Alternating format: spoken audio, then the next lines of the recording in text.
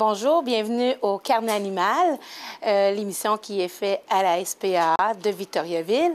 Aujourd'hui, on a un sujet qui est très large et très grand. C'est le sujet du comportement canin. C'est sûr qu'une petite émission comme aujourd'hui, on n'a pas le temps de voir tous les comportements canins, toutes les décrire. Mais on va essayer de regarder quelques points. Puis quand vous serez intéressé, vous aurez des gens que je vais vous présenter qui vont pouvoir vous informer davantage. Aujourd'hui, j'ai invité des gens du Grand Versant, François et Marina, qui vont nous parler de comportement canin, nous expliquer un peu, nous faire comprendre un peu plus sur la communication chez les animaux, chez les chiens. Merci beaucoup d'être venu. Bienvenue.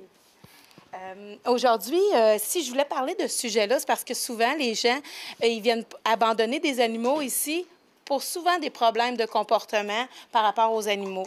Ça veut dire que ce qu'on va retrouver ici à la SPA, souvent pour les abandons, ça va être au sujet du jappement. Parfois, on va trouver des gens qui viennent abandonner l'animal parce qu'ils il snappe là, un peu. Pas qu'il mord, mais qu'il snappe. Des fois, c'est parce qu'ils brisent tout à la maison. Ils sont pas capables de les mettre propres. Il y a des choses qui seraient très bien remédiées. S'ils savaient quoi faire, peut-être qu'ils n'abandonneraient pas leur animal. Et c'est sûr que c'est un choix aussi, et de comprendre l'animal. J'aimerais ça que vous me parliez un peu, parce que les gens... ça a changé, hein, la vision d'un animal vis-à-vis des gens. J'aimerais ça, si vous pouvez me parler un peu de l'historique qui peut se faire par rapport aux animaux, là, notre relation avec l'animal. Bien, c'est sûr qu'en 2010, à Victoriaville, le chien ne vit pas pareil qu'il y a 15 000 ans. C'est-à-dire qu'à 15 000 ans, c'est un animal qui s'est rapproché de l'humain. C'est de lui-même, en fait, qui est venu proche de l'humain. Puis au fil du temps, ben, l'humain s'est intéressé au chien. Le chien, on a pu sélectionner plusieurs races. Et effectivement, de plus en plus, on introduit le chien chez nous.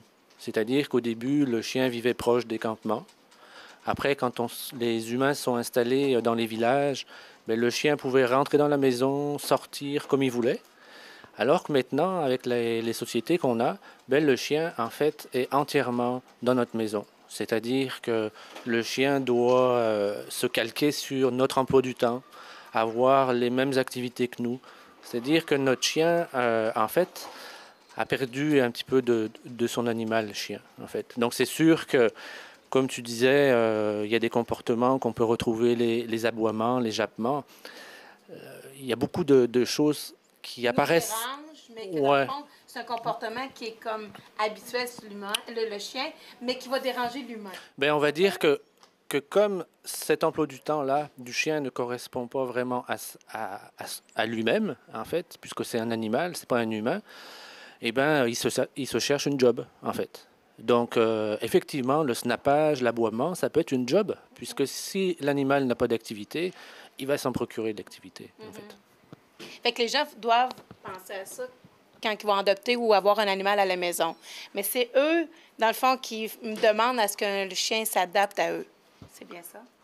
Effectivement, oui. C'est là où l'intérêt de connaître le chien pour lui donner, en fait, les activités qui lui sont propres. Là, on va avoir un bénéfice dans notre relation avec notre chien. Marina, j'aimerais ça que tu me parles des plus grandes problématiques par rapport au comportement chez le chien. Donc, comme tu as dit, c'est souvent l'aboiement, ça peut être le snapper, et puis des fois, les gens ils disent que le chien, il n'écoute pas.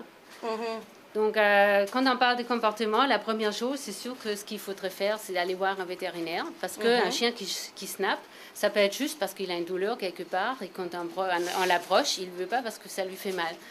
Donc, la première des choses, c'est vraiment d'aller voir un vétérinaire pour être sûr que la santé est bonne et tout ça. Et puis après, c'est sûr d'aller voir avec quelqu'un pour le comportement. Il y a les comportementalistes, en fait, on peut regarder, on va voir avec les personnes, avec la famille et l'animal, comment il vit comment ça se passe, qu'est-ce que c'est le chien aussi, parce que chaque chien, chaque famille, chaque environnement est différent. Donc on ne peut pas généraliser et de dire chapper c'est ça, il faut faire tel et tel exercice ou geste.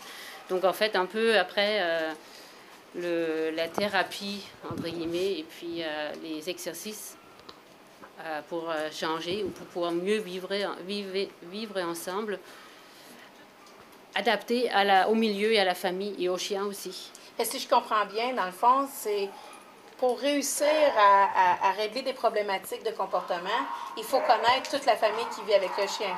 Oui, parce que le chien tout seul, lui, son échappement, par exemple, ça ne le dérange pas. C'est bien la famille ou nous-mêmes que ça dérange, parce que ça nous dérange dans la maison ou le voisin ou juste une personne dans la famille. Donc il faut voir comment on peut vivre ensemble et s'adapter à chaque Est-ce qu'il y a des solutions? Des solutions aux problèmes de comportement? Bah. Ben, des solutions miracles, il n'y a pas de potion magique. Si on a une potion magique, tout le monde l'utiliserait. Par contre, oui, il y a des aides qu'on peut donner, comme la première aide, ça va être d'améliorer notre communication avec l'animal, puisque ça, c'est important. Si on observe la communication de l'animal, puis si nous, on utilise une bonne communication, eh bien, ça va résoudre pas mal de problèmes, en fait. Ce qui est important à observer chez notre chien, on appelle ça des signes d'apaisement. C'est-à-dire, c'est des signaux que le chien nous fait pour nous dire « OK, je suis mal à l'aise avec ça » ou « OK, moi, j'aimerais que tu sois un peu plus... un peu moins vite, un peu moins, on va dire, autoritaire, des choses comme ça. » Donc, en fait, le chien nous fait ces signes. C'est son langage. Donc, on peut regarder ça. Je vais vous en donner quelques-uns. Si notre chien, par exemple, va bâiller, va tourner la tête, va ralentir, va cligner des yeux,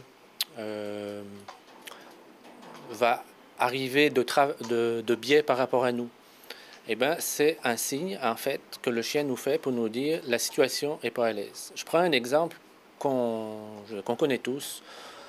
On promène notre chien le matin et puis on est pressé puisqu'on a notre travail à faire. Donc, on appelle notre chien, mais en appelant notre chien, en fait, on sait qu'on n'a pas beaucoup de temps. Donc, en fait, on va devenir rigide. Et le chien sent ça. Donc, il sent, il dit, oula, là, il y a un conflit. Et d'habitude, quand on m'appelle, mon gardien n'est pas si rigide que ça. Donc, mon chien va arriver tout doucement. Ça, on a toujours testé ça. Pourquoi il arrive tout doucement? C'est pour nous apaiser. C'est pour dire, OK, j'arrive, mais calme-toi, en fait. Et juste en respectant ça, en disant, OK, mon chien, il arrive doucement, puisqu'en fait, il me fait comprendre que j'étais peut-être un peu brusque. Bien là, on éclaircit la communication et la relation, on crée un lien, en fait. Puisque la communication, ça sert à créer un lien. Plus le lien est fort, puis moins on a de problèmes avec notre animal, en fait. Prenez l'expérience, asseyez-vous tranquillement, bâillez, et vous allez voir que votre chien va s'asseoir, se détendre, relaxer. On peut utiliser exactement les mêmes signes que lui, et au contraire, le chien va dire « Hey, mon gardien, il parle chien », et le chien va être vraiment... au contraire, utilisez le plus possible. Tournez la tête, clignez les yeux. Chaque fois que vous voulez calmer la situation, le chien, ou vous calmez vous-même, utilisez ces signes. Et c'est le langage du chien. C'est la première chose que le chien va apprendre dans notre communication. Et la dernière chose, ça va être notre mot. Donc, on a intérêt à l'utiliser. Notre mot. Le mot, oui. En fait, le chien prend d'abord le geste. Après, il va prendre les intonations, le volume de la voix, et après, le mot. Pour lui, le mot, ça veut rien dire, en fait.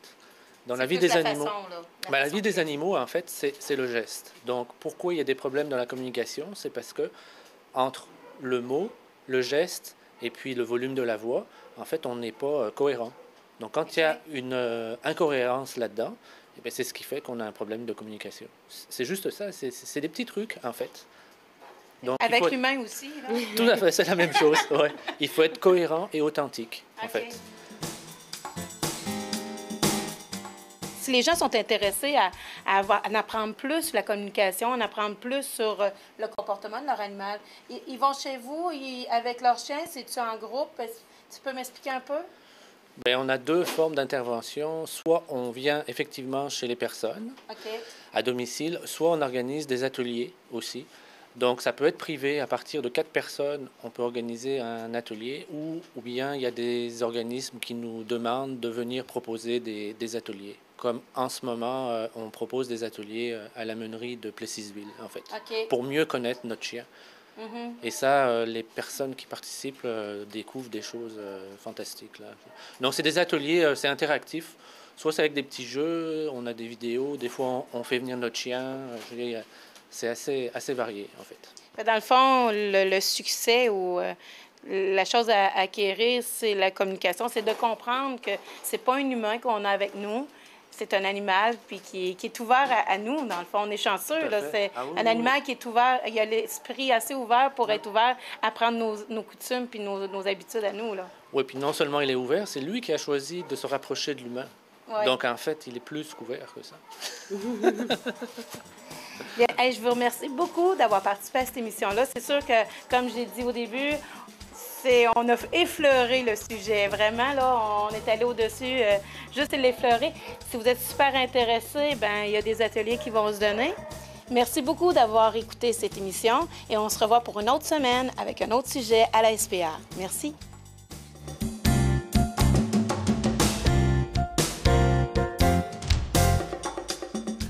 Savez-vous que sourire à un chien peut le rendre agressif? Car il risque en fait de croire que vous lui montrez les dents. Mais ce n'est pas le cas de notre protégée de la semaine. En effet, il s'agit de la belle Daisy. Elle se retrouve à la Société protectrice des animaux d'Arthabasca car son maître n'avait plus de temps à lui consacrer. Elle est âgée de 11 mois et elle est de race labernois. Pour une corde, un jouet ou une balle, elle devient très attentive.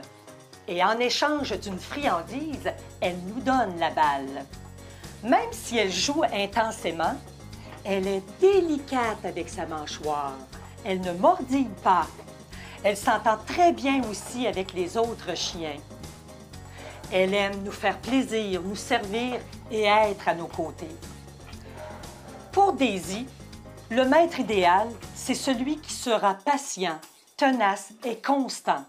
Mais c'est aussi celui qui saura garder le sourire. Vous pouvez voir sa vidéo au www.spadic.com. Tourlou, à la prochaine!